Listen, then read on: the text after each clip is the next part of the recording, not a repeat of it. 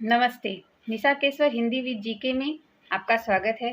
आइए आज हम हिंदी भाषा की परिभाषा और उसके स्वरूप के बारे में पढ़ते हैं। ये हिंदी व्याकरण सीरीज़ का भाग 1 है, जिसके बारे में आज हम पढ़ेंगे।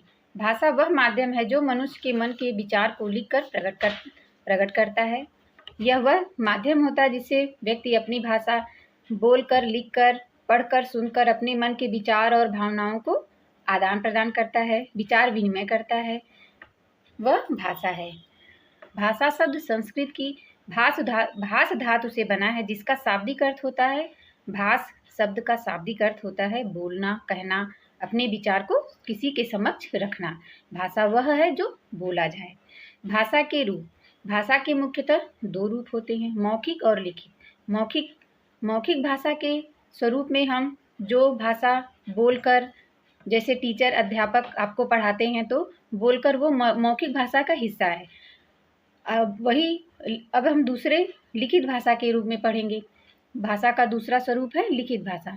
लिखित भाषा में हम जो अध्यापक द्वारा श्यामपट्ट पर कार्य करा जाता है और जो हम लिखित रूप में गृह कार्य करते हैं, वह सब हमारे लिखित भाषा के स्वरूप में आता है। आइए अब हम इसके बारे में और जानकारी लें। भाषा के कौशल। भाषा के मुख्यतः 4 कौशल हैं, बोलना, सुनना, पढ़ना और लिखना।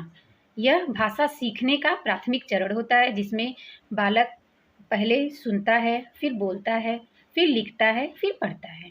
संविधान भाषा में, भारतीय संविधान में 22 भाषा को मान्यता दी गई है, जो निम्नलिखित है।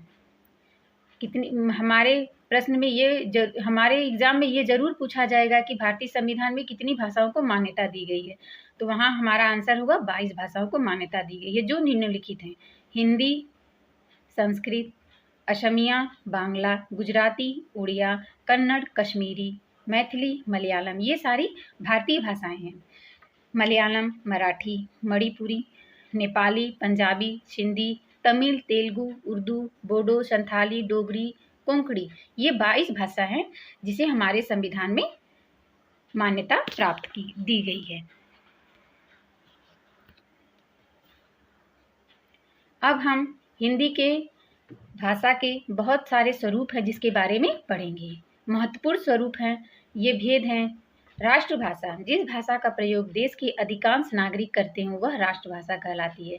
इसका व्यापक प्रचार प्रसार हुआ रहता है। इसमें साहित्यिक रचनाएं हुई रहती हैं। वो राष्ट्र का कोई भी नोटिफिकेशन, आधिकारिक काम हो, वो इस भाषा में प्रचारित करते हैं, प्रसारित करते हैं। इस भाषा का प्रयोग देश के अधिकांश नागरिक करते हैं। भारत में हिंदी भाषा का प्रयोग सबसे ज़्यादा होता है। अब हम पढ़ेंगे राजभाषा के रूप में। राजभाषा के रूप में किसी राज्य या देश की अपनी आधिकारिक भाषा होती है। प्रयोग। राजभाषा का प्रयोग राजकीय प्रयोजनों में किया जाता है।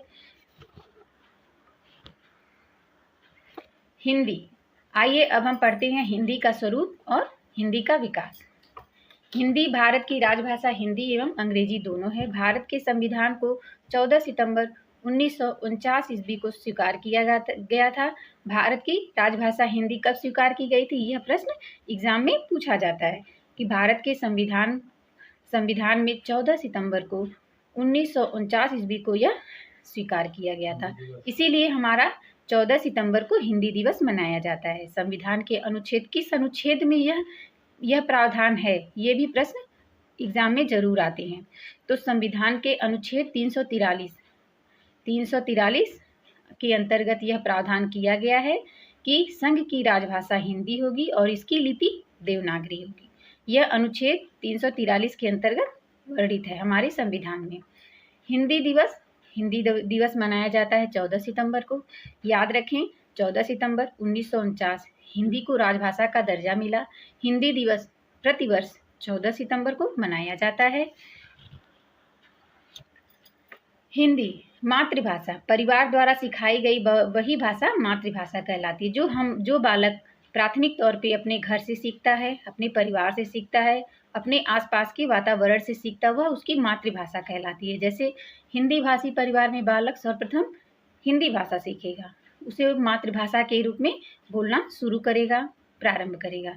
पंजाबी भाषा परिवार में बालक पंजाबी सीखेगा और कन्नड़ परिवार का बालक कन्नड़ भाषा बोलेगा, तमिल परिवार का बालक तमिल भाषा का प्रारंभ करेगा, वह उसकी मातृभाषा होगी। अब हम पढ़ेंगे संपर्क भाषा।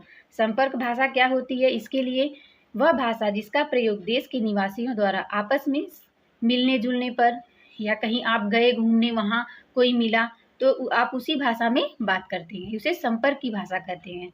मानक भाषा, यह विद्यालय और शिक्षाविदों द्वारा स्वीकृत भाषा होती है। मानक भाषा जिसे साहित्यिक रचनाएं स्वीकृत रचनाएं मानी जाती हैं, वह मानक भाषा को प्रमुखता देते हैं। हिंदी भाषा का मानक स्वरूप खड़ी बोली है। उदाहरण स्वरूप पुस्तक, समाचार पत्र, पत्रिकाएं आदि में मानक हिंदी भाषा का प्रयोग किया जाता है।